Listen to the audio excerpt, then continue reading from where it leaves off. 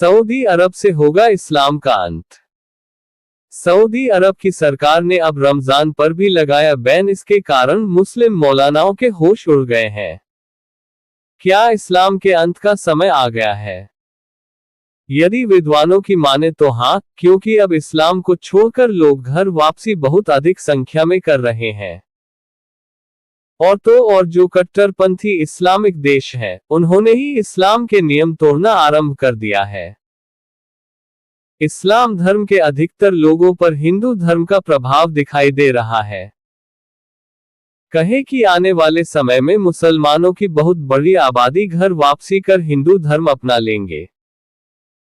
यहां तक कि कट्टरपंथी मुसलमानों के देश में भी वहां की सरकारों ने इस्लाम पर प्रतिबंध लगाना प्रारंभ कर दिया है, और इनमें सबसे पहला कट्टरपंथी देश है सऊदी अरब।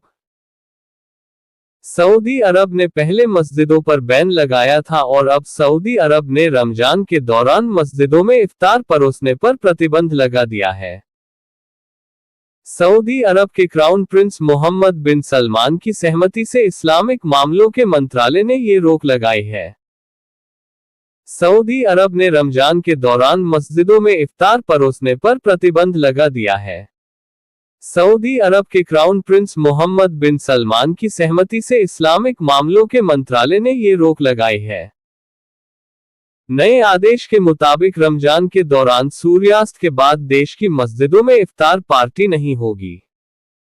इफ्तार दिन भर बिना खाए पिए रोजा रहने के बाद शाम को नमाज पढ़ने के बाद खजूर खाकर रोजा खोला जाता है।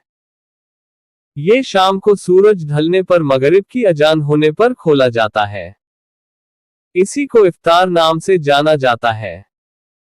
साथ ही इमामों के रमजान के दौरान उपासकों को इफ्तार कराने के लिए दान इकट्ठा करने पर भी रोक लगा दी गई है।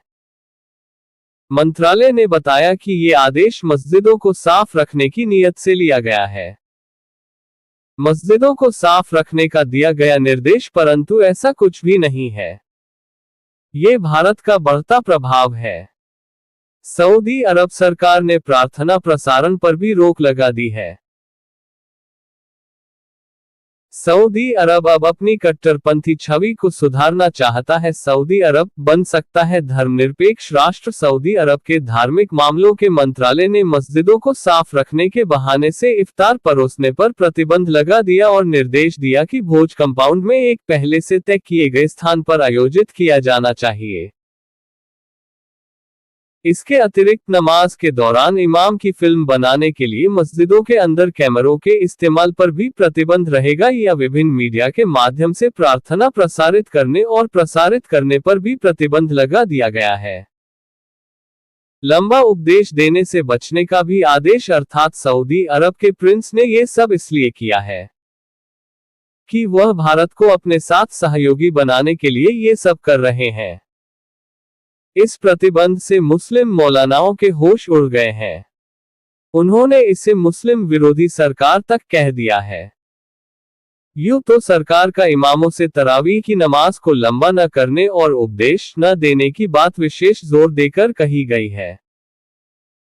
विशेष रूप से उपवास के नियमों और रमजान के महीने की खूबियों पर प्रकाश डालने वाले उपदेशों न देने के लिए कहा गया है।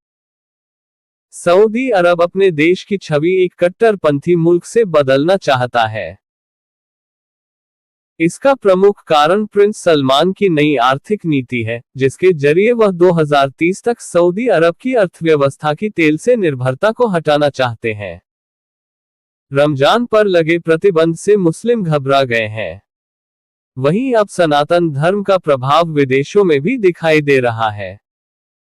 सनातन धर्म से संबंधित वीडियो देखने के लिए हमारे चैनल को सब्सक्राइब